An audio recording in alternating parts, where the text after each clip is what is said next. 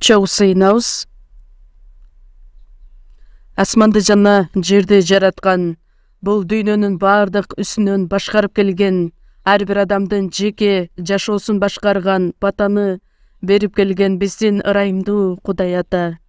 Ыйса Машаяктын каны аркылуу баардыгыбызды куткарып алып, эми кайрадан өзүңүз иштеген жыйыныңызга алып келип, ар бирибиз мүчөлөр катары сиз тапшырган баардык иштерди жыйындын ичине аткара тургандай кылып, дайыма бизге күч кубат берип, жардам бергендиңиз үчүн ыраазыбыз. Бул дүйнөнүн акырында сиз бизге тапшырган улуу жакшы кабарды дүйнөнүн ар бир бурчуна жеткирүү менен сиздин алдыңызга келген күнгө чейин баардык тапшырманы аткара тургандай кылып, биз менен чогуу болуп, биз аркылуу иштеңиз. Жакшы кабарды алып, бүт дүйнө жүзүнө барган биздин пасторлорго өзүңүз жардам берип, алардын үй бүлөлөрүнө батаңызды берип, кайсыл жерге барышпасын, бир гана сиздин эркиңиз аткарылып, жаңыдагы жыйындар көп пайда болушун суранабыз. Жылдын акырында биз бардыгыбыз өзүбүздүн жашаган жашообузга анализдерди берип, убаракерчилик жашоого эмес, дайыма такыбалык жашоо менен жашаганга жардам бериңиз. Жекшембе күнү эртең мененки чогулган бул саатта дагы биз менен чогуу болуп, ар бир айтылган сөздү жүрөктөрүбүздөн ордун ала тургандай кылып жардам бериңиз. Куткаруучу Ыйса Машаяктын ысымынан сыйындык. Омуй. Дамтоо группасын чогулгабыз.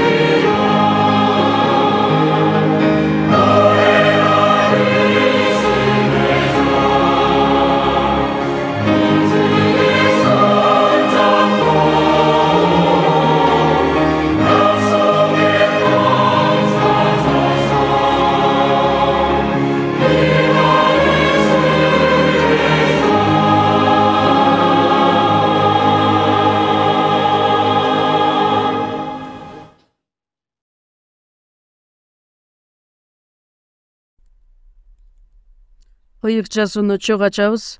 Жаңы келишим 1 Тимотей 4 бөлүм 1207 бет 4 аяттан 11 аятка чейин окуйбуз. Тимотейге жазылган 1 кат 4 бөлүм 7 аяттан 11 аятка чейин окуйбуз. Пайдасыз куру сөздөрдөн кач. Такыба болууга машык. Анткени денени машыктыруудан пайда аз. Ал эми такыбаалык бардык нерсеге пайдалуу. Анда азыркы жана келечектеги жашоо үчүн убадалар камтылган. Бул сөз чындык жана толугу менен кабыл алынууга арзыйт. Анткени биз бардык адамдардын, айрыкча Ыйсага ишенгендердин куткаруучусу болгон тирүү Кудайдан үмүттөнгөндүгүбүз үчүн эмгектенип да, кордукка чыдап да жатабыз. Ушуну айтып үйрөт.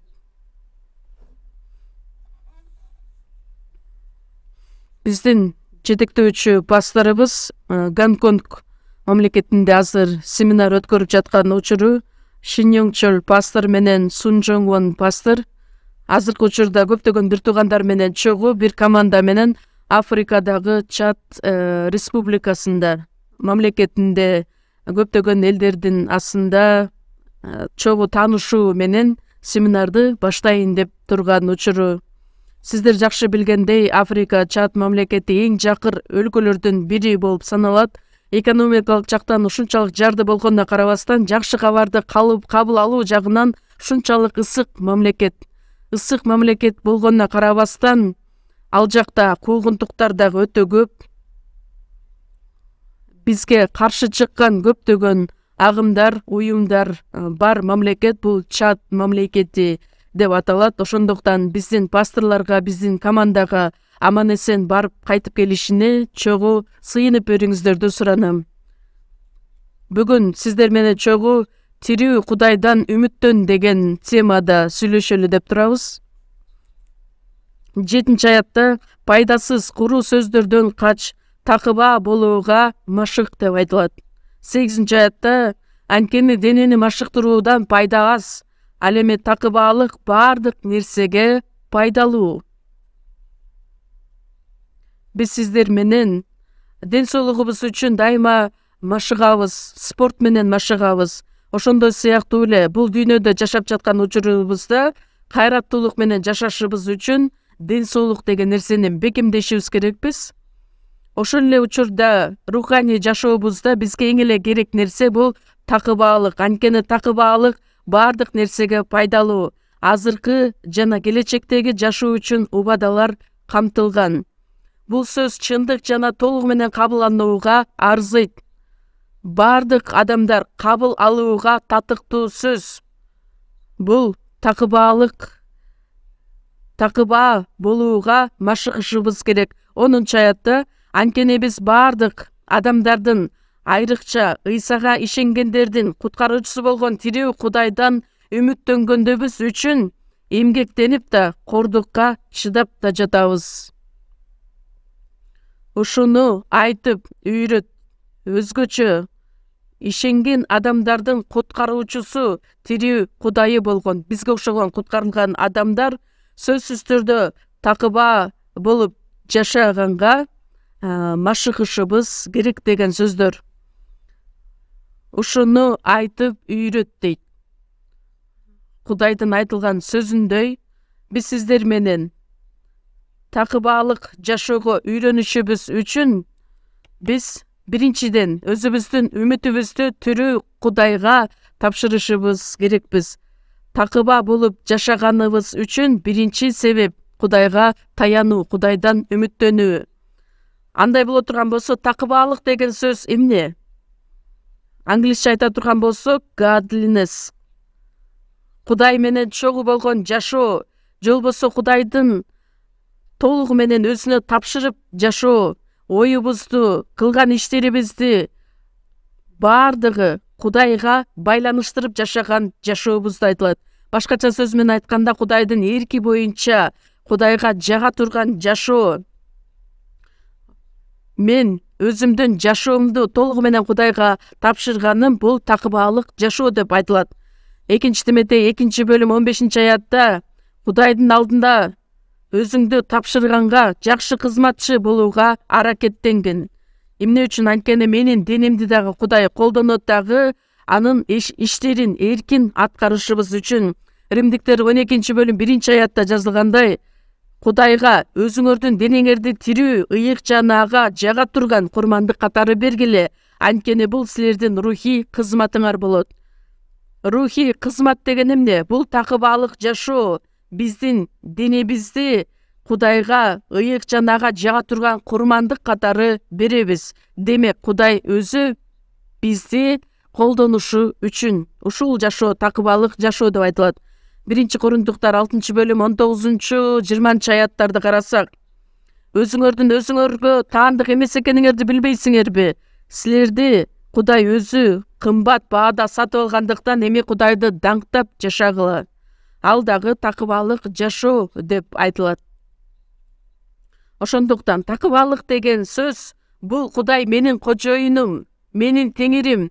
Ал эми мен Кудайга кул катары өзүмдү арнап жашагандын мааниси. Кудай эми менин ичимде жашайт. Мени жетектей тургандай кылып, мен өзүмдүн оюмдан, өзүмдүн идеямдан, жашоомдон баш тартып, бардыгын Кудайга таянуу менен жашаган жашоомду чагылдырат. Рухка толуп жашаган жашоо. Рухка толгула, рухтун жетеги менен жашагыла, такыбалык жашоо менен жашагыла деген сөздөрдүн бардыгы мааниси жагынан бир. Эгерде биз Теңирдин ою, Теңирдин сөзүнө тил алчак болуп жашай турган болсом, сөз түрдө Кудай мени ыйык жолго, тынчтык жолго, адилет жолго, рухий жолго үндөп жетектейт. Ошол куткарылган жашоодон кийинки биздин жашай турган жашообуз же болбосо бара турган жолубуз деп ыйык жазуу бизге ошону түшүндүрүп берет. Биз унутпай турган бир нерсе, Ыйса эми менин ичимде жашайт. Галатиялыктар 2 бөлүм 20 аятта: мен айкашчыгачка кадалганмын. Эми азыркы денедеги жашоом мени сүйгөн жана мени ордума өзүн курмандык катары берген Кудайдын уулу үчүн ишеним менен жашап жатам. Эми ал менин ичимде кожоюн катары жашайт, менин теңирим болуп жашайт. Өтө маанилүү сөздөр. Биз Израиль элин карап көрө турган болсок, алар дагы да болсо Машаякты күтүп келишет. Бирок 2000 жыл мурун келген Машаяк Ыйса, анын ысымы экөө. Биринчиси уул төрөйт, анын ысымын Ыйса деп койгон. Анткени ал өз элин күнөөлөрүнөн куткарат, куткаруучу. Ыйсанын ысымы куткаруучу дегенди билдирет. Дагы бирөөсү Матай 1 бөлүм 22 аятта: кыз кош бойлуу болот, уул төрөйт, анын ысымын Эммануил деп койт. Анын котормосу God with us, Кудай биз менен дегенди билдирет. Машаяк ал куткаруучу. Мисал үчүн мен дагы пастор деген атым бар, андан кийин Осеил деген менин негизги ысымым, атым. Ошондой эле Машаяк куткаруучу Ыйса катары, куткаруучу катары өз ишин аткарган. Ыйса биздин күнөөлөрүбүздү түбөлүккө кечирген ишти аткарган. Ал эми Иммануил, Машаяк, бир Кудай, бир Машаяк, Иммануил деген сөздүн мааниси жаңы жашоо менен Кудай менен чогуу жашайбыз. Титке жазылган кат 3 бөлүм 4-5 аяттар: куткаруучубуз Кудайдын жакшылыгы жана адамдарга болгон сүйүүсү айкын болгондо, биздин адил иштерибиздин негизинде эмес, өзүнүн ырайымынын негизинде кайра төрөлтүү менен жуунтуу жана ыйык рух аркылуу бизди куткарып алды. Төрөлтүү жана жуунтуу бул күнөөлөрүбүздүн кечирилиши деп айтылат. Ыйык рух аркылуу жаңылантты, бизди куткарып алды. Бул Иммануилди билдирет. Биз куткарылдык деген сөздүн маанисинде күнөөлөрүбүздүн бардыгы түбөлүккө кечирилди.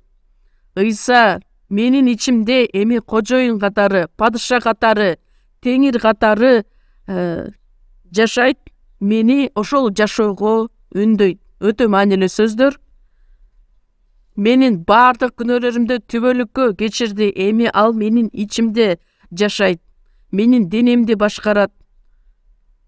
Ал эми мен Кудайдын астында анын кулу болуп калдым. Ошентип жашаган жашоону жаңы жашоо деп айтабыз. Ошол жашоо такыбаалык жашоо деп айтылат. Башка адамдардан айырмаланып жашаган жашообузду билдирет.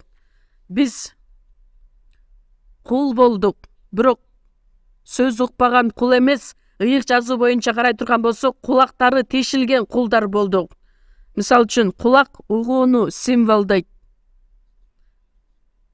Кожоюндун сөзүнө ушунчалык баа берип, тил алчак болгон кулду билдирет. Эшиктин кашегине барып, кулагын көздөгөн. Эркек болобу, аял болобу, эркек бир тууган болобу, аял бир тууган болобу, биз дайыма эшик аркылуу киребиз. Эшик деген бул биздин жашообуз. Анткени эшик аркылуу киребиз, чыгабыз. Ошол себептер менен байыркы келишимде эшиктин кашегине барып, кулагын көзөгөн эле. Мыйзамды кайталоо 15-бөлүмдү чогуу ачабыз. Мыйзамды кайталоо 15-бөлүм 12-аяттан баштап окуйбуз, 17-аятка чейин. Мыйзамды кайталоо 15-бөлүм 12-ден 17-аяттарга чейин окуйбуз. Эгерде сенин бир тууганың еврей же еврей аял өзүн сага сата турган болсо, анда ал сага 6 жыл кул болсун. Ал эми 7-чи жылы аны боштондукка чыгар. Сен аны боштондукка чыгарганыңда куру кол чыгарба. Ага Кудай Теңириң батасын берген малыңдан, эгиниңден, жүзүмүңдүн ширесинен бер. Сен да Мисир жеринде кул болгонуңду Кудай Теңириң сени куткарып алганын эсиңден чыгарба. Ошондуктан мен ушуну бүгүн сага осуяттап жатам.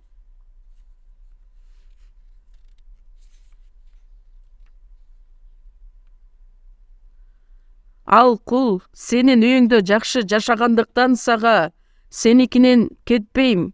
Себеби 16-17 чогуу окуйлу. Ал кул сенин үйүңдө жакшы жашагандыктан сага сеникинен кетпейм. Себеби мен сени жана сенин үйүңдү жакшы көрөм десе, анда шибеге алып, ал кулду эшиктин кашегине алып барып, кулагын көзөп кой. Ошондо ал түбөлүккө сенин кулуң болуп калат. Күңүңдү да ошондой кыл. Аял кулду дагы так эле ошондой кыл деген сөз. Эркек болобу, аял болобу, бардыгыбыз Мисир жеринен, бул дүйнөдөн куткарылууга ээ болгон, күнөөлөрүбүз кечирилген адамдар болдук. Биз жөнүндө айтылат. Ошол нерсени ар дайым эстей жүр. Эгерде ошол кулу сенин үйүңдү жакшы көрөм, ошондуктан сеникинен кетпейм деген болсо, анда шибеге алып, ал кулду эшиктин кашегине алып барып, кулагын көзөп кой. Ошондо ал түбөлүккө сенин кулуң болуп калат. Эми бардыгыбыз чогуу кулагыбыз көзөлгөн кулдардан болуп калдык.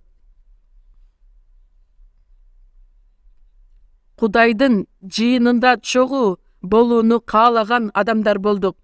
Машаяк Теңир кайрадан келген күнгө чейин биз чогулабыз, кайра бири-бирибизден алыстайбыз, кайра чогулабыз, алыстайбыз.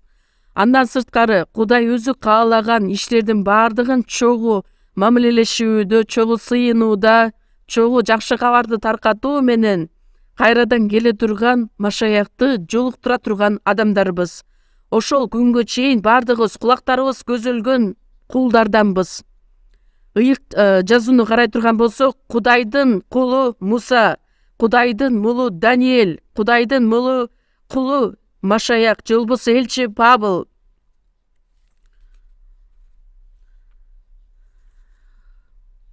Ыйык жазуунун жаңы келишиминде каттар жазылганда Кудайдын кулу Павылдан салам, Кудайдын кулу болгон Петерден салам, Кудайдын кулу болгон Жакыптан салам. Андан сырттары Жүйүт жөнүндө айтылат. Алардын бардыгы кулактары көзөлгөн кулдар экендиги жөнүндө далилдеп күйлөндүрүп келишкен. Бул жазууда жазылгандай, бардык адамдар кабыл алууга татыктуу сөз. Бардык адамдар кабыл алууга татыктуу болгон бул сөз Кудайдын кулдары болгон адамдар такыба жашоо менен жашоого зарыл. Анткени бул гана жашоодо эмес, тиги Кудайдын астында бара турган жашоодо дагы өз убадасына ээт. Ал Кудай бизди жетимсиретип бул дүйнөдө калтырбастан ар дайым биз менен чогуу болом деген убадасы. Дөөт падыша Забыр 36-бөлүмдө айтат: мен жаш болгом, эми карыдым. Бирок адил адамды Кудай таштап койгонун эч бир жолу көргөн жокмун. Дөөт падыша өзүнүн жашоосу жөнүндө күбөлөндүрөт. Ал сөз дагы чындык болуп саналат. Жаш кезинен баштап картайганга чейин адил адамды Кудай эч качан таштап койбойт. Анткени бул дүйнөдө дагы Кудай ар дайым бизди сактайт, жардамын берет. Так эле ошондой ата-энеси Кудайдын астында такыба жашоо менен жашап жатканын көрүп, балдары сөзсүз түрдө ата-энеден үлгү алат. Ошол жашоого үйрөнүшөт дагы, балдарына чейин Кудайдын батасы жетет. Бул дүйнөдө дагы, тиги дүйнөдө дагы Кудайдын убадасына ээ болобуз. Биз бардыгыбыз жакшы көргөн аят бул Ишая 41-бөлүмдө чогуу ачабыз. Ишая китеби 41-бөлүм 10-аят.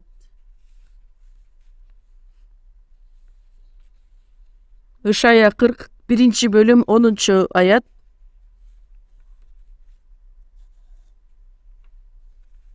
Чогуу койбуз. Коркпо, анткени мен сени мененмин. Үрөңдү учурба, анткени мен сенин Кудайыңмын. Мен сени бекемдейм, сага жардам берем. Мен сени өзүмдүн адилеттигимдин оң колу менен колдойм. Израиль элине гана айтылган сөздөр эмес. Байыркы келишимде Кудай Ата Израиль эли аркылуу иштеген, көрсөткөн иштердин бардыгы жаңы келишимдеги жыйындагы бир туугандарга болгон күлүкү катары алдын ала көрсөтүлгөн. Ошондуктан бул аят түздөн түз бизге дагы байланышы бар. Бул дүйнөдө жашап жаткан учурда эч качан коркпогула. Эмне үчүн? Анткени биздин Кудай, биздин Теңирибиз ар дайым биз менен чогуу. Үрөңдү учурба, анткени мен сенин Кудайыңмын.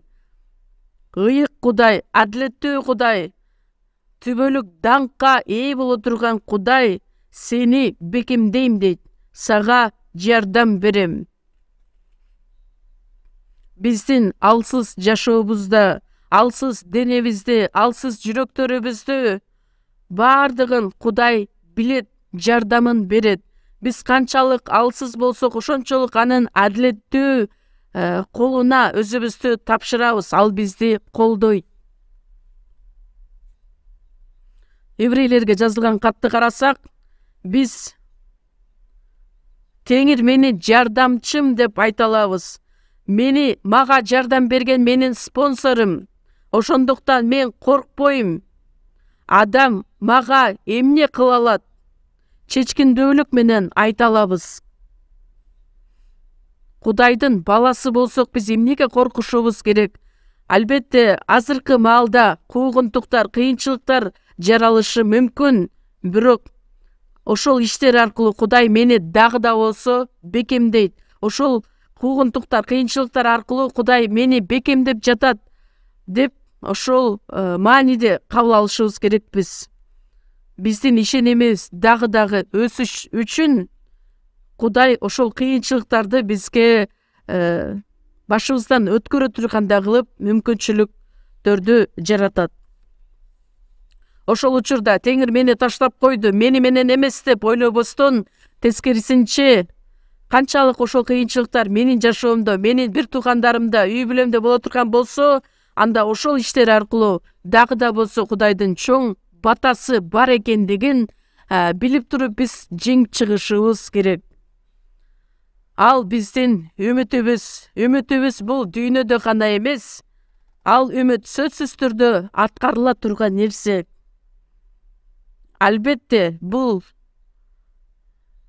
жашообузда дагы Теңир менин жардамчым. Бул дүйнөдө дагы өз жардамын берет. Кудай өзүнүн колу менен ар дайым. Ошол себептер менен биздин үмүтүбүздү дайыма Кудайга арнашыбыз керекпиз, Кудайга таянышыбыз керекпиз. Бул дүйнөгө, бул бийликке үмүттөнбөгүлө, үмүтүңөрдү бир гана тирүү Кудайга арнагыла. Ошол бардык баталардын башаты болуп саналат. Кудай эмне деп айтат? Баарынан мурда Кудайдын падышачылыгын жана адилеттигин издегиле, ошондо мунун бардыгы силерге кошулуп берилет. Кулагы көзөлгөн кол катары мен Кудайдын сөзүнө тил алчаак болуп жашай турган болсом, анда сөзсүз түрдө биринчиден Кудайдын падышачылыгын жана адилеттигин издеген кул болушум керек. Ошондо мунун баары силерге кошулуп берилет. Кудай бизге эмне керек болсо, ошончонун бардыгын берет. Эмне үчүн мага $1 миллион Кудай бербейт? Эгерде ошол $1 миллион бере турган болсо, биз руханий жашоодон баш тартып кетишибиз мүмкүн болгондуктан. Ошол себептер менен азыркы биздин болгон акыбалыбыз эң эле жакшы акыбал, эң эле жакшы жашоо болгондуктан Кудай ошол нерселерди уруксат берген. 1-класстын баласына $1000 берсе, анда баланы бузуп алат. Же болбосо ага автомат же пистолетти колуна бере турган болсоң, анда ал баланы дагы жоготуп алышыбыз мүмкүн. Канчалык ата-энеси бай болбосун, өзүнүн кичинекей баласына керектелүүчү гана нерсени бере алат. Ошол эң туура, эң керек нерсе болгондуктан. Кээ бир учурда биз көп нерсе бизге жетишпеген болот. Бирок ошого карабастан, азыр колубузда эмне болсо, кийгенге кийимибиз, ичкенге тамагыбыз болсо ошого ыраазы болгула дейт. Ошол жерге Кудай өзүнүн ченемин коюп кое турган болсо, о мен Теңирим, ошого дагы рахмат деп жашашыбыз керекпиз. Чындыгында бул дүйнөдө карап көрсөк, бизге таандык эч нерсе жок. Ыйсага салыштырмалуу биз өтө эле бай адамдарбыз. Ыйсанын эч бир нерсеси жок болгон эле. Кийгенге кийимибиз бар, ичкенге тамагыбыз бар болсо, ошонун бардыгы руханий жашоодо эч бир тоскоолдукту, кыйынчылыкты жаратпай турган нерселер. Жыйында чоң иштерди кылып жаткан биздин бир туугандар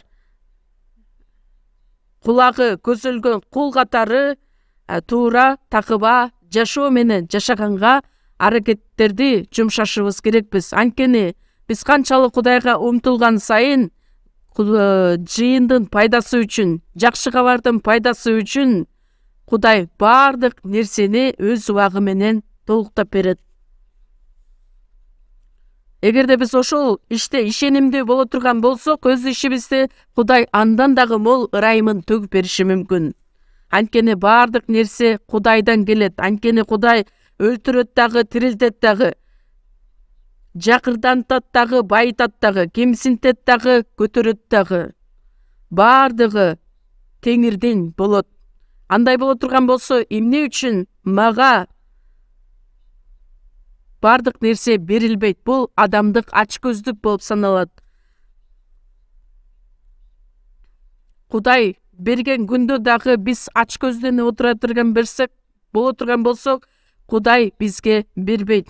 Ошондуктан бул дүйнөгө болгон ач көздүккө караганда руханий жашоого болгон ач көздүккө умтулушубуз керекпиз. Баарынан мурда Кудайдын падышачылыгын жана адилеттигин издеп, аракеттенип жашай турган болсок, анда Кудай бардыгын өзү кошуп берем деген убадасы дагы бул дүйнөдө аткарылат. Ал өзүнүн үмүтүн аткарат. Андан сырткары биздин чыныгы үмүтүбүз бул дүйнөдө күнөөгө толгон, таза эмес, бузулган нерселерди жашап жаткан бул дүйнөдө Кудай чындыгында бул дүйнөнүкүн берүүнү бизди куткара алган жок. Бир аз убакыт өткөндөн кийин жок болуп кетиши, талкаланып кете турган бул дүйнөгө болгон үмүтүбүз чыныгы үмүт болуп саналбайт.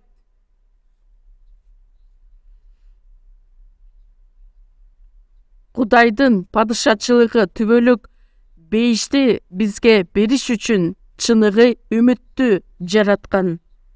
Ошол биздин чыныгы үмүтүбүз болуп саналат. Ошондуктан бул дүйнөгө караганда бейишке умтулуп, бейишке үмүттөнүп, Кудай менен чогуу жашоону каалагандыктан, ошондойбу? Насаатчы китеби эмнени түшүндүрөт? Түйшүктүн түйшүгү дейт насаатчы, түйшүктүн түйшүгү бардыгы түйшүк. Бул дүйнөдө чыныгы үмүт жок турбайбы? Ошондуктан биздин үмүтүбүздү бир гана тирүү Теңирге тапшырып, Теңирден гана үмүттөнүп, кичинекей күнөө боло турган болсо, ал күнөө үчүн Кудайдын астында тозокко бара турган адам, качан гана адам өзүнүн күнөөлөрүн өз мойнуна алып, тобо кылган учурда, ал Кудайдан үмүттөнөт дагы Кудай үчүн жашаган болот. Үмүтүбүз аркылуу биз куткарылдык. Римдиктер 8-бөлүм 24-аятта биз үмүт менен куткарылдык. Эгерде биз көрүнбөгөн нерсеге үмүттөнүп жатсак, анда чыдамдуулук менен күтөбүз. Кыска, акыркы калган мөөнөттөрүбүздү, жашообузду Кудайдын эрки менин денем аркылуу аткарылсын деп чыдамдуулук менен күтүп келебиз. Кудайдын убадасы бар болгондуктан биз үмүттөнүп жашайбыз. Ишеним, үмүт, сүйүү бул үчөө ар дайым болот. Ишеним, үмүт, сүйүү. Бул үч нерсе биздин жашообуздун эң негизги башаты болуп саналат. Ишеним бар болгондуктан, үмүт болгондуктан, менин жүрөгүмө куюп койгон Кудайдын сүйүүсү болгондуктан бул дүйнөдө жашай алабыз. Бул үмүт, ушул үмүт алып келген көптөгөн баталар бар. Үмүт бизди биринчиден эмне кылат? Бир гана Кудайды карай тургандай кылып бизге жардамын берет. Бул дүйнөнүн убаракерчилик курулай пайдасыз жашоосуна эмес, Кудайды карай тургандай кылып бизге жардамын берет. Андай сөз менен бул дүйнөдөн баш тартып жашагыла деген маанидеги айтылган сөз эмес. Бул дүйнөнүн нерселеринен баш тартып, чыныгы биздин Теңирибизге үмүттөнүп жашаганыбыз ошол чыныгы биздин руханий жашообуз болуп саналат. Бирок бул дүйнөгө биз берилип бүт дүйнөбүздү арнап жашоонун кереги жок деген мааниге ээ. Дөөт падышага окшоп, Забур китеби 38-бөлүм. Забур 38-бөлүм.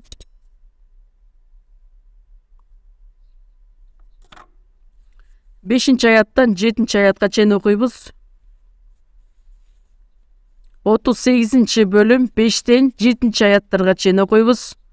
38-Забур Дөөт падышанын жазган забуру Израиль элинде өтө даанышман падыша катары бүт мамлекетти биримдикке бириктирген учурунда жазылган сөздөр, бардык адамдардын урматтоосуна ээ болгон учурунда жазган китеп 38 забурда өзүнүн акыбалын көрөт.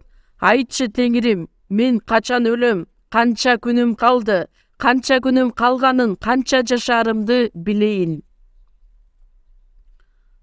Азыркы биздин жашообузда ошол учурда канаттууларды дагы атып жок кыла ала турган бийликке ээ эле.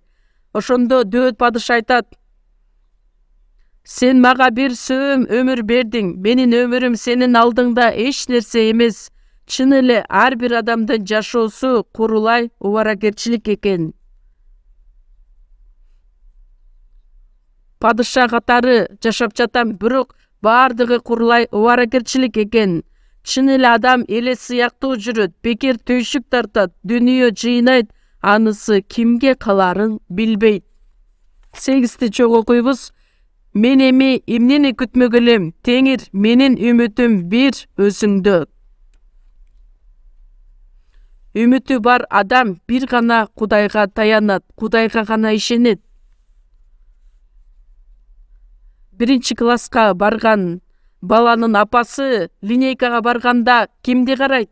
Өзүнүн баласын гана издейт, өзүнүн баласын же болбосо кызын гана карап эле көңүлүн бурат. Дөөт падыша бул дүйнөдө болгон нерселердин бардыгы байлык, бийлик, атактуулук, даңк, ошол нерселерге ээ болгонуна карабастан анын жүрөгү бир гана Кудайга арналган эле.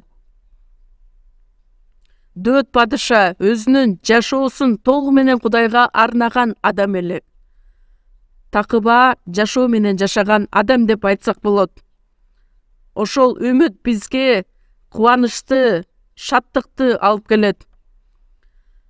Римдиктер 12-бөлүм 11-аятта: аракетиңерден жазбагыла, рухуңарды жалындаткыла, үмүт менен кубангыла. Денебиз чарчайт, кыйналат, бирок биз аткарган иш кубаныч менен дайыма коштолот. Жайкы конференцияда ысык аба ырайына карабастан ашканада иштеп жаткан биздин бир туугандарды караңыздарчы. Алардын ар дайым жылмаюу кетпейт, көлкү кетпейт. Үй бүлөдө жашайбы, бизнес менен алек болобу, соода кылабы, же болбосо жыйында болобу, ар дайым адам үмүт менен кубангыла дейт. Филиппиликтер 4-бөлүм 4-аятта: ар дайым Теңир менен кубангыла, дагы да айтам, кубангыла. Эмне үчүн? Анткени бизде үмүт деген нерсе бар. 1 Тессалоникалыктар 5-бөлүмдө да айтылат: дайыма кубангыла. Бул Кудайдын эрки болуп саналат. Эмне үчүн? Анткени үмүткө ээ болгон адам сөзсүз түрдө кубанат. Израиль талкаланган учурда, Иерусалим талкаланган учурда, Вавилония бардыгын тартып алган учурда, эч нерсеси жок калган Иерусалим, Израиль, жүзүм сабагы, мөмө дагы бербей калган, зайтун дарагы, жемиш да бербей калган, эгинде тала, аштык бербей калган, короодо малдар да калбай калган. Бирок Хабакук пайгамбар эмне деп айтат? Мен Теңирим менен кубанам, мени куткарган Кудайым менен шаттанам. Эмне үчүн? Анткени менде үмүт бар. Кыйынчылыктар, азап кайгынын бардыгы убактылуу гана. Ошол убактылуу кыйынчылыктардан кийин сөзсүз түрдө Кудайдын астына, Кудай менен чогуу болом. Рим империясында римдиктер Машаякка ишенген адамдарды канчалык кыйнап өлтүрүшкөн, жырткыч жаныбарларга жем катары ыргытышкан. Бирок алар эмне үчүн кубанышкан, эмне үчүн шаттыкка бөлөнүшкөн? Азыр кайгыга болгон жашоом аягына келип жатат. Бирок Кудайдын астына келгенде бардык анын убадасы аткарылат деген нерсеге ишенгендиктен, үмүттөнгөндүктөн кубанышкан. Эгерде ал чындык болбосо, алар канчалык адилетсиз жашоого ээ болмок эле. Биз дайыма айтып келебиз, чындык деген эмне? Чындык бул биринчиси факт. Факт болуш керек, чындык. Кудай айткан ар бир сөз ал чындык. Андан сырткары бардык айтылган сөз менин жашоомдо аткарылышы керек. Үчүнчүсү, эч качан өзгөрүлбөшү керек. Чындык эч качан өзгөрүлбөйт. Ошондуктан биздин дагы үмүтүбүз олку-солку болбойт. Бизге берилген үмүт бул дагы чындык болуп саналат. Ошол себептер менен үмүттөнүп жашаган адамдар сөзсүз түрдө ыйык жашоодо жашашат, Кудайдын жетеги менен жүргөн адамдар болушат. Биринчи Жакан 3-бөлүмдө чогуу ачабыз. Жакандын 1-каты 3-бөлүм 2-3 аяттарды окуйбуз.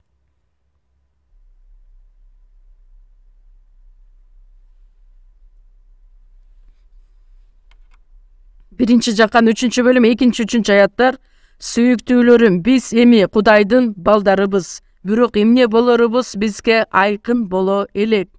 Машаяк келгенде ага окшош болорубузду гана билебиз. Анткени анын кандай экенин көрөбүз. 3-аятты чогуу окуйбуз. Машаяктан ушундай үмүт кылган адам Машаяктай таза болуу үчүн өзүн тазалайт. Эмне үчүн? Такыба жашоо менен жашагандыгы үчүн. Кудай менин ичимде кожоюн, менин теңирим, менин падышам катары мени жетектегендиктен, ал эми анын астында мен бир гана кулагы көзөлгөн кул катары жашагандыктан, ал дайыма бизди ыйык жолго, таза жолго жетектейт, тазалайт. Бизди ушактаган, бизге жала жапкан адамдар айтышат: силердин күнөөлөрүңөр кечирилгендиктен мындан ары өзүңөр каалагандай жашай берсеңер болот деп айтышат. Ким айтып атат ошондой сөздөрдү? Чындыгында интернеттен карап көрө турган болсоң, бир туугандарыбыз айтат: жок, андай эмес. Ошолор аркылуу биздин ишенимибиз дагы да болсо бекемделет. Анткени бизди ушактаган, бизди айыптаган адамдардын сөз аркылуу биздин ишенимибиз дагы да болсо өсөт, дагы да болсо бекемделет. Машаяктан ушундай үмүт кылган адам Машаяктай таза болуу үчүн өзүн тазалайт. Биздин ичибизде ыйык рух жашайт. Ыйык деген сөз таза, эч бир кемчилиги жок, кемчиликсиз. Ошол ыйык рух менин ичимде жашайт, мени жаңы жолго, таза жолго, ыйык жолго үндөйт. Ыйык жолго мени жетектейт, мени үндөйт. Ошондойбу? Үмүткө ээ болгон адам бул дүйнөгө берилип жашабайт деген мааниге. Дагы бир жерде чогуу ачабыз. 1 Тимотей 4-бөлүм, 6-бөлүм. Кечиресиздер, 1 Тимотей 6-бөлүм, 17-аятты окуйбуз. 1 Тимотей 6-бөлүм, 17-аят. Бул дүйнөдөгү байларга мындай деп насаат айт: алар өздөрү жөнүндө жогору ойлошпосун, жана чогуу окуйбуз, жана өздөрүнүн ишенүүгө болбой турган байлыгына таянышпасын. Тескерисинче, биздин жыргалчылыгыбыз үчүн бардыгын мол берүүчү тирүү Кудайга таянышсын. Бул жашоодо байлыкка берилбегин. Биздин жашообузду эмне үчүн арнашыбыз керекпиз? Бир гана Кудайга таянышыбыз керек. Анткени биздин үмүтүбүз бир гана Кудайга. Анын астында 6 аятты окуйбуз. 6 аяттан 10 аятка чейин. Такыба болуу жана ыраазы болуу улуу байлык. Кудай эмне үчүн мени ушундай жашоого үндөдү деп эле нааразы боло бербестен, катакомбада, үңкүрлөрдө жашаган биздин машаякчы адамдар кубанычта жашаган, караңгы үңкүрдүн ичинде жашаган машаякчылар, биздин бир туугандар, алар ыраазы болуп жашашкан. Такыба болуу жана ыраазы болуу бул улуу байлык болуп саналат. 7 аят. Себеби биз бул дүйнөгө эч нерсе алып келген жокпуз, эч нерсе алып кетпестигибиз да белгилүү. Кийгенге кийимибиз, ичкенге тамагыбыз болсо ошого ыраазы бололу. Ал эми баюуну каалагандар азгырылып торго түшүшөт. Кырсыкка жана өлүмгө дуушар кыла турган көптөгөн акылсыз зыяндуу кумарларга батышат. 10 аятты чогуу окуйбуз. Анткени бүт жамандыктын тамыры акча жандуулук. Акчага кызыгып кээ бирөөлөр ишенимден четтеп, өздөрүн өздөрү көптөгөн азап кайгыга салышты. Акчаны эч качан ишенимге алмаштырууга мүмкүн эмес. Кандай иш болбосун, кандай иш башыбызга түшпөсүн, биздин үмүтүбүз байлык, акча эч качан биздин жашообуздун кожоюну боло албайт. Анткени жамандыктын тамыры акча жандуулук. Кээ бирөөлөр ишенимден четтеп кетишет. Өздөрүн өздөрү көптөгөн азап кайгыга салышат. Такыба жашоо менен жашасак, Кудайдын жетеги менен жашайбыз. Керек боло турган болсо Кудай бизге акчаны да берет. Кээ бир учурда болгон акчабызды дагы бардыгын тартып алышы мүмкүн. Анткени бардыгы Теңирдин колунан. Биз руханий жашоо менен жашашыбыз үчүн Кудай бардыгын өзү тартипке салат. Ошондуктан колубузда болгон байлык дагы бардыгы Кудайдын колунда. Кээ бир учурда туура эмес жашаган учурубузда шапалак менен бизди сабашы мүмкүн. Жазалашы дагы мүмкүн. Ал жазалагандыгы мени сүйгөндүктөн, мени адилет жолуна үндөш үчүн. Кудай кандай иштерди аткарбасын? Кудай мени туура жолго салат деген нерсеге ишенүү менен тил алчаак болушубуз керек болот. Ошондуктан бул дүйнө бизге эч качан жардамын дагы бере албайт. Эгерде адамга Кудай адам аркылуу жардамын берет. Эгерде биз Кудайдын ордуна ошол адамга ишене турган болсок, адамга гана таяна турган болсок, анда чыныгы Кудайдын берген жардамына ээ боло албай калабыз. Бир собранияда мен мындай сөздөрдү угуп калдым. Күбөлөндүрүү сөзүн туура эмес руханий жашоодо айтылган сөз. Кудай анын жашоосунда 3-орунда турат экен. Анткени бир нерсе болуп өткөндө адам өзүнө таянат экен. 2-орунда эмне турат? Тааныштары аркылуу ошол көйгөйдү чечкенге аракет кылат. Анан эч нерсе колунан келбегенде 3-орунда Кудайга барып кайрылат. Ошондуктан Кудай анын жашоосунда 3-орунду ээлейт. Мени дагы өтө мындай ашкереледи бул сөздөр. Биз дагы адам болгондуктан ошондой жашоо менен жашашыбыз мүмкүн. Кандай иштер болбосун, кандай чечим чыгарбайлы, биздин жашообузда 1-орунда дайыма Кудай Теңир өзү болушу керек. Жасаган ишибизде, соодабызда, бизнесибизде кандайдыр бир иштер, көйгөйлөр пайда боло турган болсо, руханий жашоодо биздин аксакалдарга, насаатчыларга пасторларга келип сөз түрдө бөлүшүшүбүз керек болот. Бизге жардам каяктан келет? Кудай өзү даярдаган өзүнүн кызматчылары аркылуу өз жардамын берет. Бул дүйнөнүн адамдары караганда дагы ал туура катары көрүнүшү мүмкүн, бирок Кудай чынында өзүнүн сөзү аркылуу ыйык рухтун жетеги менен бизге өзүнүн жардамын берет. Анан адамдар кандай кылышат? Өзү баардыгын чечип алат, баардыгын аткарып бүткөргөндөн кийин гана Кудайга жыйынга келип кайрылат, акылдашат. Ал адамдын жашоосунда Кудай 3-чү орунда туруп калган адам. Андан сырткары мени курчап турган менин тааныштарым, жакындарым деле чынында мага жардамын бере алышпайт. Эгерде биздин жашообузда Кудайды 1-чи орунга кое турган болсок, биздин жардамчыбыз сөз түрдө Кудай өзү болот. Андай боло турган болсо, Кудай бир туугандар аркылуу, жыйындар аркылуу, насаатчылар аркылуу сөз түрдө өзүнүн жардамын бизге аябастан бере алат. Забур китеби 145-чи забурду чогуу ачабыз. 145-чи забур. Забур китеби 145-чи бөлүм 3-чү аяттан 5-чи аятка чейин окуйбуз.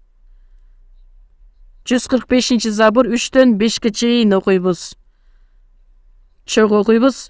Төрөлөргө адам баласына таянбагыла, алар жардам бере алышпайт.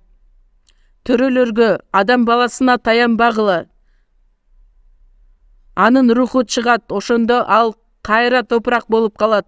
Ошол күнү анын ойлору ойрон болот. Жакыптын Кудайы жардам берүүчүсү болгон үмүтү Кудай теңириңде болгон адам бактылуу.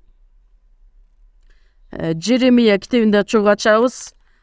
Жеремия 17-чи бөлүм. Ишаядан кийинки китеп Жеремия китеби 17-чи бөлүм.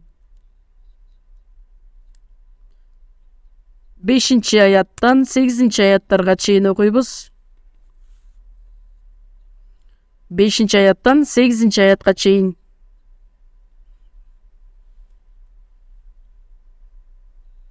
Теңир мындай дейт: адамдан үмүттөнгөн, өз денесин тирек кылган, жүрөгү теңирден алыстаган адамга каргыш.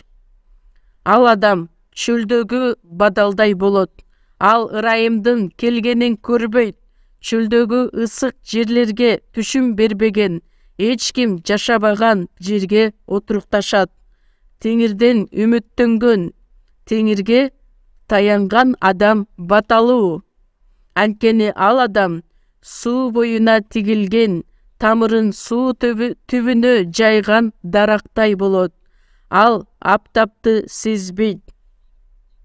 Анын жалбырактары жашыл бойдон турат.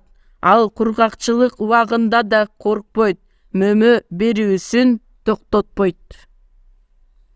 Бул жашоодо, жашап жаткан учурубузда биздин үмүтүбүз бир гана тирүү теңирге болушу керек.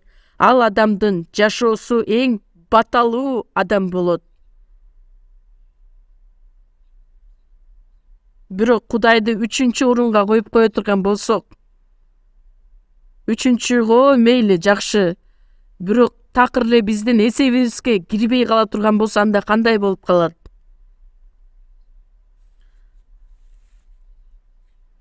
Бул дүйнөдөгү байлыкка, бийликке дагы үмүттөнбөгүлө.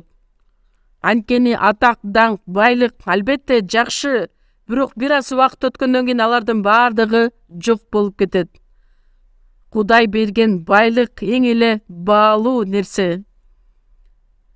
Бирок Кудай куткарылган адамдарга анда байлыкты, атак, даңкты эч нерсеге бербейби? Берет, албетте берет. Кылган ишибизде дагы, соодабызда, бизнесибизде дагы, окуубузда дагы башка адамдардан алдыңкы орунга чыга тургандай кылып, Даниэль башка адамдарга салыштырмалуу 10 эсе көп акылмандуулукту Кудай ага берген.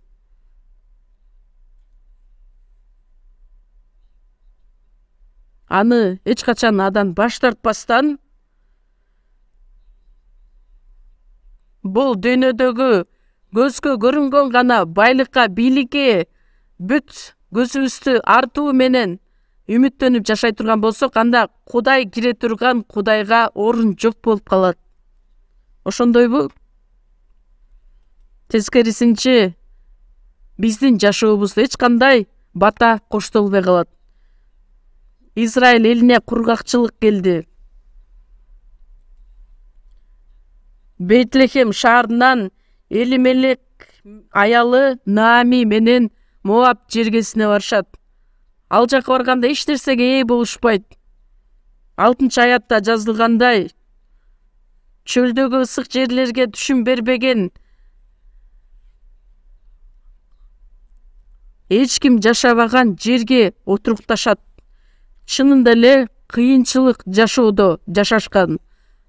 Жыйынтыгында өз Израиль жерине кайтып келишет. Бейтлехем алардын мекени болгондуктан өз жерине кайтып келишет. Бейтлехем мурундагы, азырдагы жарды шаар болуп саналат. Мен Израиль жергесине барганда Бейтлехем шаарына дагы барганмын. Азырдагы бардык жагынан кедей шаар болуп саналат. Бирок ошондой кедей шаар болгонуна карабастан Кудайдын батасы боло турган болсо, ал шаарга, мамлекетке карабайт. Кээ бир учурда бул дүйнөдө биз шунчалык кайгыга батышыбыз мүмкүн, шунчалык азапты башыбыздан өткөрүшүбүз мүмкүн. Эмне үчүн? Анткени канчалык кайгыга баткан сайын Кудай ошончолук бизди даңк менен өз сыйлыгымды берем дейт. Мен өзгөчө үй бүлөмдө эмне үчүн дайым эле ушундай кыйынчылыктар боло берет деген ойго батабыз. Бирок ошого карабастан такыба жашоо менен жашаган адамга Кудайдын асына келгенде чоң сооронучка ээ болот, чоң сыйлыкка, чоң даңкка ээ болот. Ошол азап кайгы болгонуна карабастан Кудайдын баласы, бир туугандар жеңип чыга ала турган ишеними бар. Ошол себептер менен ал кайгыны дагы Кудай адамдын жашоосунда боло тургандай кылып уруксат берет.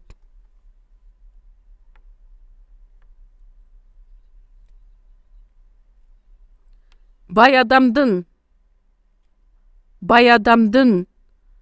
столунан түшкөн нан менен азыктанган адамдар бар. Бизнес кылган адамдар, мисал үчүн. Ошол чоң компаниянын эсебинен өзүн багып келген адамдар дагы бар, Лазарга окшогон.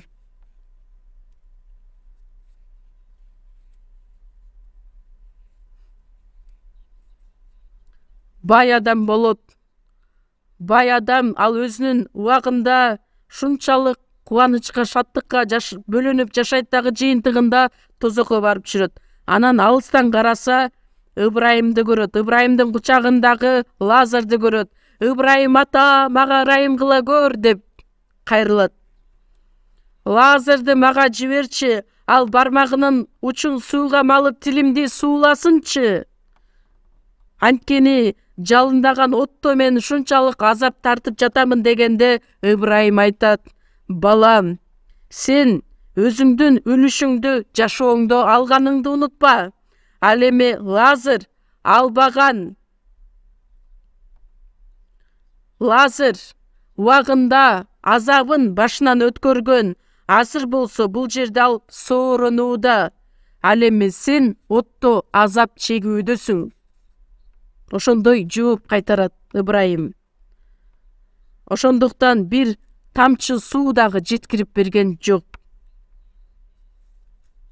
Биз бул дүйнөдө кандай азапта, кайгыда, кыйынчылыкта жашабайлы, анын баардыгы болочоктогу боло турган биздин сооронучубуз, сыйлыгыбыз, даңкыбыз болуп саналат. Анткени баардык нерсе чөп сыяктуудай. Ышая китеби 40-бөлүмдө чогуу ачабыз 6-7 аяттар.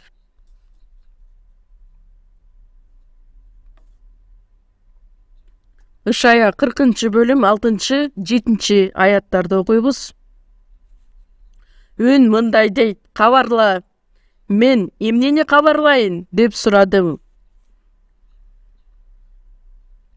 Ар бир адам чөп, анын сулуулугу тала гүлдөрү сыяктуу. Чөп куурайт, гүл соолойт. Теңирдин деми элди үйлөгөндө ал да чөпкө окшоп соолойт. 8 аятты чогуу окуйбуз. Чөп куурайт, гүл соолойт. Ал эми биздин Кудайыбыздын сөзү түбөлүк турат. Чөп куурайт, гүл соолойт. Ыйса айтат: таладагы гүлдөрдү да карагылачы. Алар эмгектенбейт, жип ийрибейт. Бирок силерге айтайын, атак даңктуу Сулайман падыша дагы булардын бириндей кийинген эмес. Кудай берген атак даңк.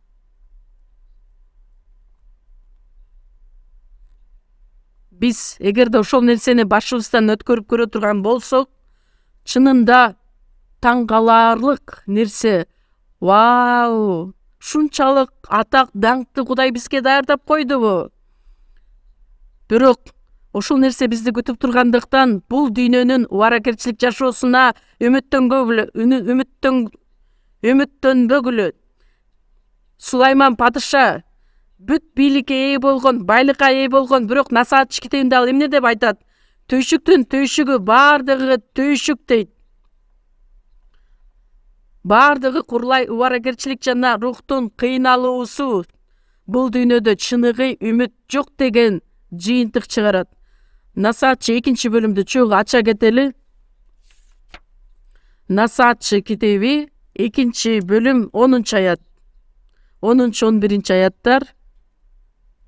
Насаат 2-бөлүм 10-11 аяттар.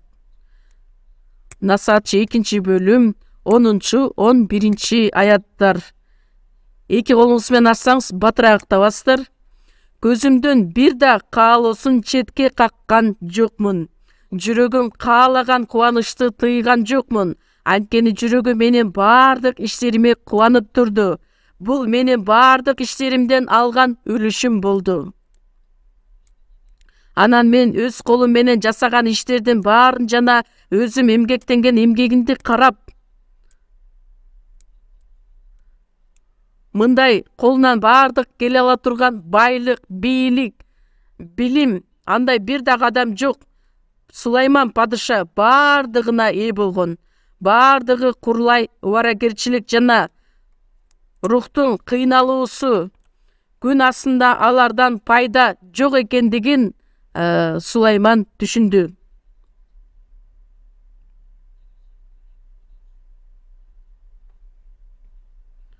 Мунун баардыгы иштеримден алган үлүшүм болду дейт. 11-аят. 11-ди кайрадан чогуу окуйлу. Анан мен өз колум менен жасаган иштердин баарын жана өзүм эмгектенген эмгегимди карап мындай чечимге келдим. Баардыгы курлай убаракерчилик жана рухтун кыйналуусу. Бул дүйнөдөгү байлык, бийлик, ага үмүттөнбө, ага таянба. Кудай аларды сага бербейт деген сөздүн мааниси эмес. Баардыгынан биринчиден Машаяктын ишин издешибиз керек. Филиппиликтер 2-бөлүмдө айтылат. Ыйса Машаякка жакканды эмес, өздөрүнө жакканды көздөшөт. Өзүнүн ач көздүгүн ачкөздүгүнө умтулуш үчүн өзүнө жаккан нерсени адам көздөйт. Ыйса Машаякка жага турган нерсени издебейт, көздөбөйт. Ыйса Машаяк өзүнүн сөзүндө айтып кеткендей, азыр күндүзгү убакыт. Мени жибергендин иштерин кылышым керек. Мени жибергендин иштерин кылышым керек дейт. Түн келет. Түн келгенде эч нерсе кыла албай калат. Жакан 9-бөлүм 4-аятта айтылат. Түн келгенде эч бир адам бир ишти кыла албай турган убакыт келет.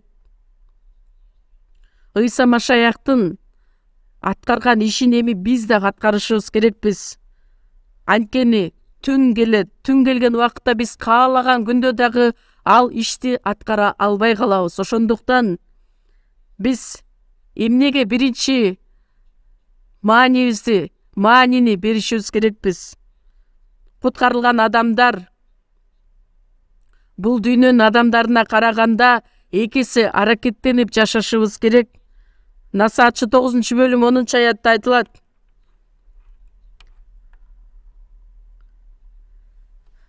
Колуңдан келген иштерди жаса, анткени биз бара турган мөрзөдө жумуш дагы болбойт, ой жүгүртүү дагы болбойт, билим дагы болбойт, акылмандуулук дагы жок болот. Азыр бул дүйнөдө дем алып жашап жаткан жашообуз азыркы учурдагы жашообуз. Ошол жашоодо колдон келген иштериңди аракеттенип жаша. Теңирге кызмат кыл. Мындай сөздү айтканда кээ бир адамдар айтат, бир нерсени аткар деп эле айтышат, бизден талап кылышат деп түшүнүшөт. Ыйык жазууда ошентип жазылса, мен эмне кыла алам? Аракеттериңерден жазбагыла. Анткени ар бир кылган иштериңер жөн эле пайдасыз болбойт. Эмгегиңер текке кетпээрин билгиле. Анткени жогорудан төрөлгөн Кудайдын балдарынын үмүтү бул тирүү үмүт болуп саналат. Өлүк үмүт эмес, тирүү үмүт. 1-Петр 1-бөлүмдү чогуу ачабыз. 1-Петр 1-бөлүм 3-аят.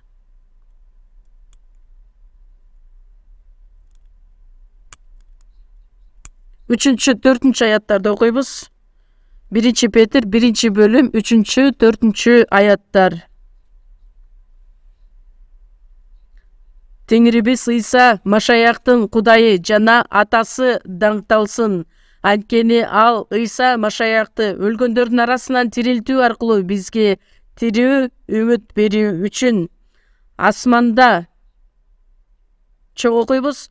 Асманда сакталган чирибес таза соолгус мураска ээ кылуу үчүн бизди өзүнүн улуу ырайымы менен кайрадан төрөлттү. Бизде тирүү үмүт бар.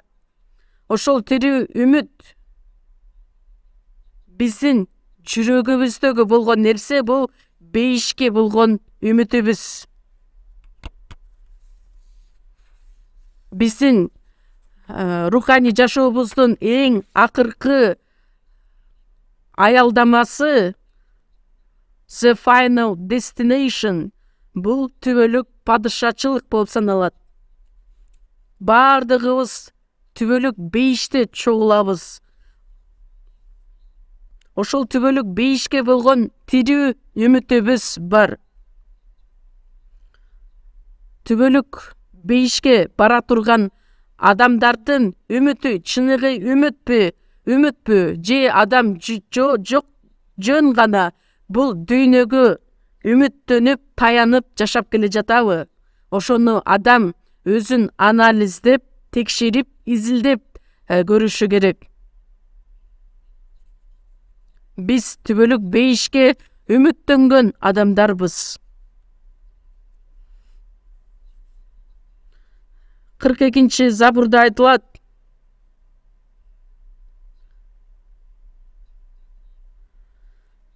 Көптөгөн философтор кыялданган дүйнөнү утопия деп аталат. Бирок алар элестеткенден дагы артык, андан дагы керемет нерсе бул бейиш болуп саналат. Бардык адамдар элестеткен, ойлогон керемет бейиш. Бейиш чынында барбы? Сен барып көрдүң беле? Биз барып көрбөсөк дагы барып көргөн адам бар. Элчи Жакан, ал бейиште болгон адам. Ошол бейиштеги болгон нерсенин бардыгын кыскартып Аян китебинде жазган.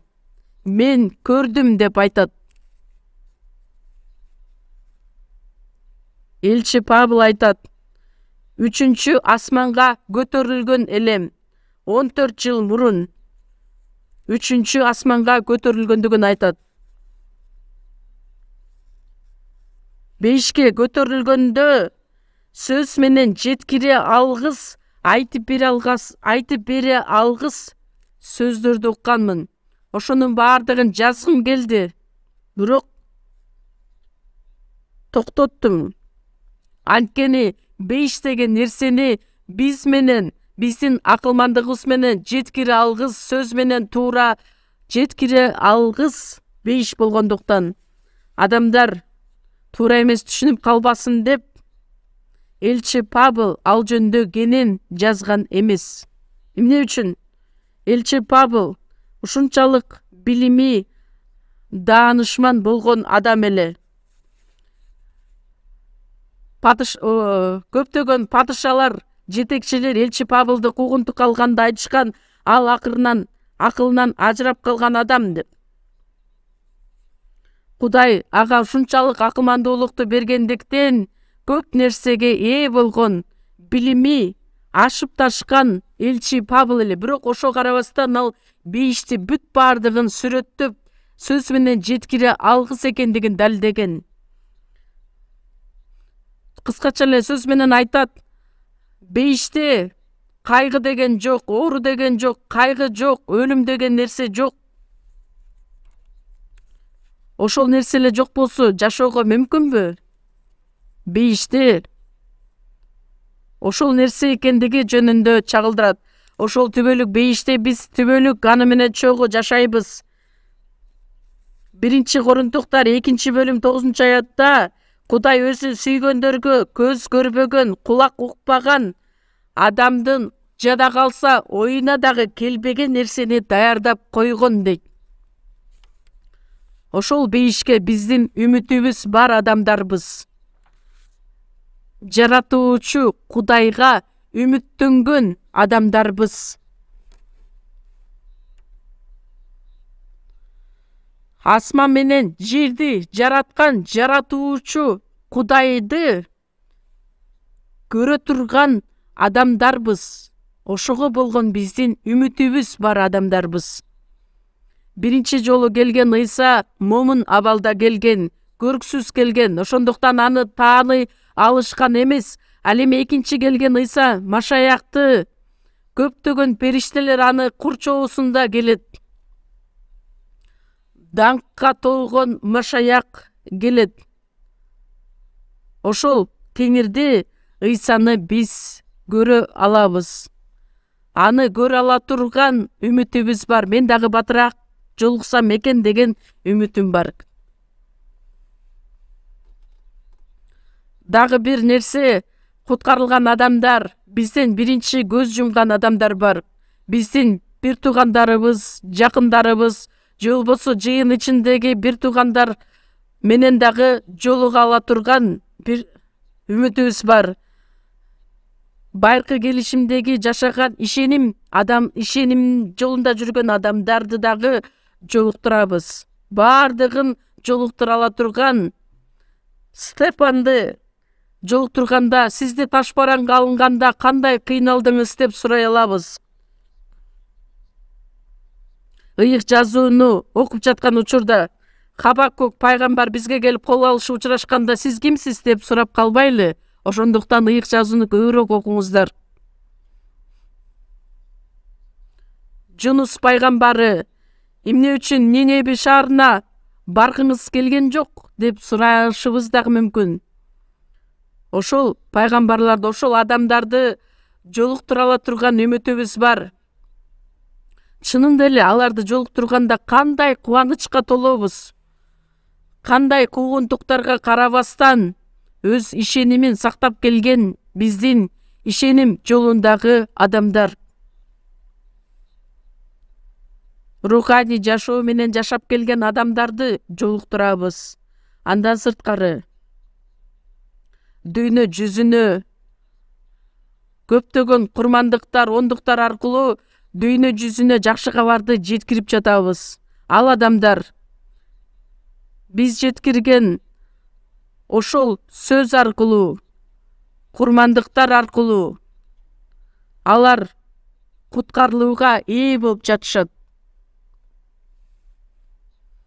Азыркы учурда дагы биз чет мамлекеттерге жакшы кабарды алып жөнөгөндө Кореядан келген өмүр сөзү миссиясы аркылуу Кореядан келген бир туугандар болбосо биз кандайча үмүткө ээ болуп, кандайча биз бейишке бармак элек, кандайча биз жогорудан төрөлүп, кандайча биз куткарылууга ээ болмок элек, сиздерге ушунчалык ыраазыбыз деп айтышат. Көз жашын төгүп ушунчалык ыраазычылык билдирип айтып жатканда биздин жүрөктөрүбүз да ушунчалык ыйлайт. Азыр бири-бирибизди түшүнбөйбүз, сөзүбүздү дагы түшүнбөйбүз, бирок батыраак ошол бир туугандар менен түбөлүк бейиште чогуу болууну мен батыраак каалайм. Бардыгыбыз ошону каалайбыз, бирок бардыгыбыздын эле биринчилерден жолуктургубуз келген ким? Ал биздин Машаяк. Забур китеби 16-бөлүм. Забур китеби 16-бөлүм. 14-15 аяттар. Забур 16-бөлүм 14-15 аяттарды окуйбуз.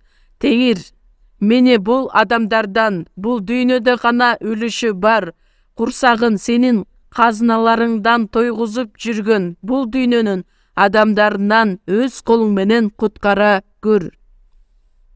Алардын уулдары ток артканынын өз балдарына калтырышат.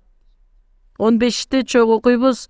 Ал эми мен адилдигим менен сенин жүзүңдү карайм, ойгонгондо сенин бейнеңди көрүп көзүм тоет. Бул дүйнөдөн кеткен учурумда мен Теңирдин алдына келеримди гана ойлогондо ушунчалык сүйүнөм, кубанам деп Дөөт падыша айтат. Сенин жүзүңдү көрө алам дейт. Биздин үмүтүбүз 1 Тессалоникалыктар 4-бөлүмдө айтат. Бир туугандар, силер кайгарбагыла, үмүтсүз адамдарга окшоп кайгырбагыла дейт.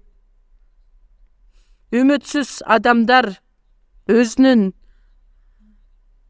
жакындары, үй бүлөсү көз жумганда ушунчалык кайгыга батышат. Бирок биздин бир туугандар, куткарылган адамдар биринчи көз жумганда биз аябай деле кайгырбайбыз. Эмне үчүн? Анткени Ыйса өлүп кайра тирилгенине ишенебиз.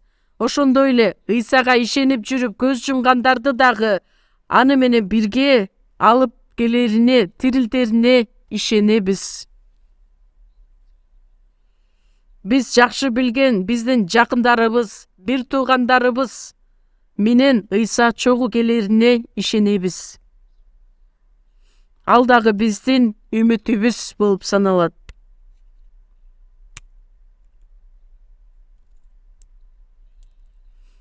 Биздин алсыз денебиз рухий денеге айланарына дагы үмүттөнөбүз. Ар дайым денебиз ооруйт, больницадан башыбыз чыкпайт. Бейишке барганда больница жок экенин билесиздер да,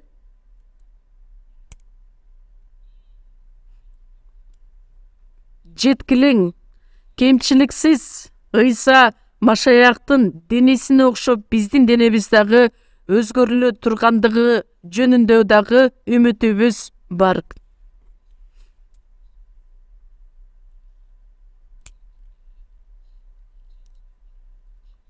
Ошол себептер менен бул дүйнөнүн ачкөздүгү болобу, денедеги каалоолор болобу, сөзсүз түрдө алардын баардыгы күнөөдөн өзүнчө бөлүнүп кеткен Кудайга окшогон денеге өзгөрүлөт. Куткарылганга чейин шайтан менин ичимде жашачу эле. Куткарылган учурда шайтан менин ичимен чыкты дагы менин денемде жашайт. Ал эми менин ичимде Машаяк өзү жашайт, Теңир. Ал эми шайтан менин денемди дайыма азгырат. Денемдин каалоосу аркылуу мага карай ал атака кылат. Ал үчүн рухка толуп, менин ичимде жашаган ыйык рухтун жетеги менен анын эркин аткарып жашашыбыз керекпиз. Ошол жеңип чыккан адамдын жашоосу болуп саналат. Биздин рухий жашообуз. 1-Корунтуктар 15-бөлүмдү чогуу ачабыз. 1-Корунтуктарга 15-бөлүм. 1164-бет, 1-Корунтуктар 15-бөлүм 44-аятты окуйбуз.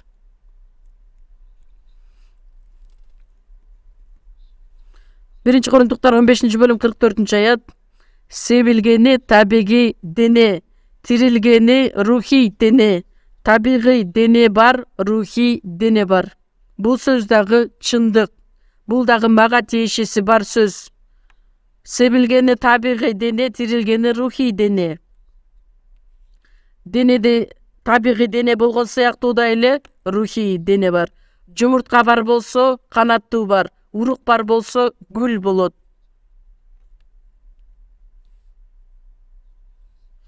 Гусеница бар болгондуктан көпөлөк пайда болот. Ошондой эле табигый дене болгондуктан сөзсүз түрдө рухий дене болот. Рухий денеге өзгөрүлөбүз. 49-ту чогуу окуйбуз. Азыр жердеги адамдын бейнесин алып жүрөбүз. Кийин асмандан келген адамдын бейнесин алабыз. Машаякка окшоп биз дагы өзгөрөбүз. Чирибей турган денеге өзгөрүнөбүз. Бул тирилүү, бул рухий денеге айлануу болбосо, анда биздин ишенген ишенебиз 13-аяттан баштап окуйбуз. 1-Корунтуктар 15-бөлүм 13-аяттан баштап. 12-ден баштап мен окуйын. Машаяктын өлгөндөрдүн арасынан тирилгендиги жарыяланып жатса, кээ бирөөлөрүңөрдүн өлгөндөр тирилишпейт дегени кандай? Тирилүү бар. 13-төн баштап окуйбуз. 19-га чейин окуйбуз. Мен окуп берейин. Эгерде өлгөндөр тирилишпесе, анда Машаяк да тирилген жок. Эгерде Машаяк тирилген эмес болсо, анда биздин жакшы кабар таратканыбыздын да, силердин ишенимиңердин да пайдасы жок. Эгерде өлгөндөр чын эле тирилишпесе, ал эми биз Машаякты Кудай тирилтти деп жатсак, анда Кудайга каршы жалган күбөлүк кылган болор элек. Эгерде өлгөндөр тирилишпесе, анда Машаяк да тирилген жок. Эгерде Машаяк тирилген эмес болсо, анда силердин ишенимиңердин пайдасы жок. Күнөөлөрүңөр дагы деле өз мойнуңарда. Анда Машаякка ишенип жүрүп, көз жумгандар да тирилишпейт. 19-чуну чогуу окуйбуз. Эгерде Ыйсага ушул жашоодо гана үмүттөнүп жатсак, анда биз эң бактысыз адамдарбыз.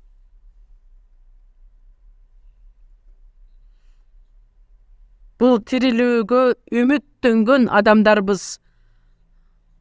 Андан сырткары Машаяк менен жолукканда биз өз сыйлыгыбызды ала турган үмүтүбүз дагы бар. Машаякчы боло турган болсо, сөзсүз түрдө аны сыйлык, даңк күтүп турат. Бардык эле адамдарды күтпөстөн, чындыгында аракеттенип жашаган адамдардын сыйлыгы күтүп турат. мисалы үчүн тырышып окуган балдарды деле окуучуларды сыйлык күтөт.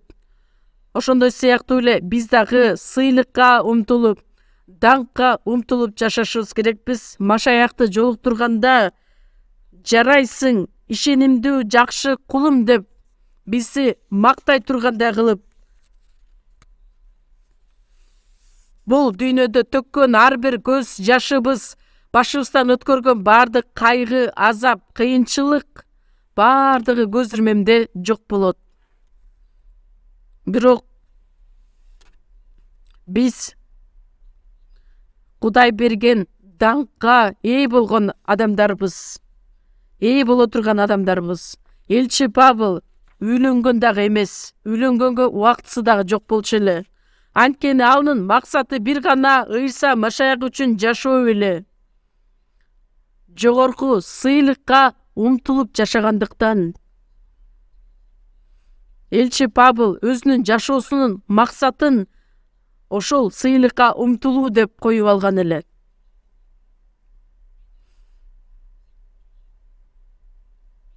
Сыйлыкты берүүчү Кудайга ишенүү керек деп айтат.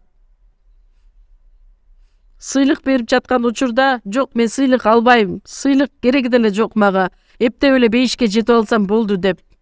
Андай адамдар куткарылгандан кийин жашоосунда Кудайга жага турган жашоо менен жашабаган адамдарды айтат. Аян китеби 22-бөлүм 12-аятты мына мен жакында келем. 1900 жыл мурун айтылган сөздөр, ар бир адамга бере турган сыйлыгым дагы бар. Биз ала турган сыйлыкты Кудай өзү кармап күтүп турат. Ар бир адам өзүнүн кылган иштерине жараша алат. Көп иш кылдыбы, аз иш кылдыбы, аракетин жумшап иштедиби же жокпу, ошого жараша ала турган сыйлыгы дагы башка болот. Ошондуктан аракетиңерден жазбагыла. Элчи Павыл дагы өзүнүн убактысын, бүт убактысын ала турган сыйлыгы үчүн үмүттөнүп, умтулуп жашаган эле. Биз үмүтүбүздү карай. Үмүтүбүздү эмне менен салыштырган? Кайрмак менен салыштырган. Кеменин кайрмагы бекем болот дагы ошол кемени кармап тура алат. Ошондой эле үмүт мен башка жака кетип калбайын деп, башка жака четтеп кетпейин деп мени кармап туруучу кайрмак бул үмүтүм болуп саналат. Ибрейлерге жазылган кат 6-бөлүм 19-аят. Ибрейлерге жазылган кат 6-бөлүм 19-аят. 19-ту чогуу окуйбуз. Биздин жаныбыз үчүн кеменин оор кайрмак темириндей бекем жана ишенимдүү болгон ал үмүт көшөгөнүн артына өтө алат. Биздин үмүтүбүз кеменин оор кайрмак темириндей. Олку солку болбой турганда кылып мени бекем кармап туруучу кайрмак бул менин үмүтүм болуп саналат. 10-бөлүм 23-аят. 23, 24, 25-аяттарга чейин окуйбуз. Өзүбүз жарыялаган үмүттү бекем сактайлы. Анткени убада берген Кудай ишенимдүү. Бири-бирибизге көңүл бөлүп, бири-бирибизди сүйүүгө жана жакшы иштерге үндөйлү. Чогуу окуйбуз. Чогулушка барбоону адатка айландырып алган кээ бирөөлөргө окшоп, чогулуштарыбызды калтырбайлы. Ал күндүн жакындап калганын билгендиктен бири-бирибизге сергек болууга чакыралы. Биздин үмүтүбүздү бекем сактайлы. Анткени биздин үмүтүбүз жашообуздун темир кайрмагы. Машаякчылар бул дүйнөдө эч бир нерсеге алмаштырууга мүмкүн эмес үмүткө ээ болгон адамдар. Жада калса өмүрүбүзгө дагы алмаштырууга мүмкүн эмес үмүткө ээбиз. Ошол үмүткө ээ болгон адамдар такыба жашоо менен жашай алышат. Ал башкача сөз менен айтканда, Кудайдын сөзүнө тил алчак болгон, кулагы көзөлгөн кулга окшоп жашаган адамдын жашоосун билдирет. Менин убактымды Кудайдын эркине арнап, менин болгон бардык байлыгымды Кудайдын эркин аткарыш үчүн колдонуум керек. Куткарылгандан кийинки жашоомду, мындан аркы жашоомду толугу менен такыба жашоо үчүн арнап, Кудайдын эрки үчүн умтулуп, үмүткө ээ болгон адам катары жашоого аракеттенишибиз керек болот. Сөз түрдө Кудайга өзүбүздү арнап, Кудайга таянуу менен анын эркин аткарып жашайм деген адамдын жашоосу такыба жашоо деп аталат. Чогуу сыйынабыз. Биздин тирүү Кудай Ата сизге ыраазыбыз. Биз болгон үмүтүбүзгө дайыма бекем туруп, бекем сактап, сиздин эркиңизге жараша мындан дагы ишенимдүү болуп жашаганга жардам бериңиз. Боло турган кышкы конференцияда бардыгыбыз катышып, бул жылды жакшылап анализдеп, ой жүгүртүп, жаңы жылга умтула тургандай бололу. Жакшы кабарды таркатып жаткан бардык биздин пасторлорго Кудай өзүңүз керектелүүчү ден соолукту берип, акылмандуулукту берип, сиздин эркиңиз гана аткарылышын каалайбыз. Куткаруучу Ыйса Машаяктын ысымынан сыйындык. Аминь.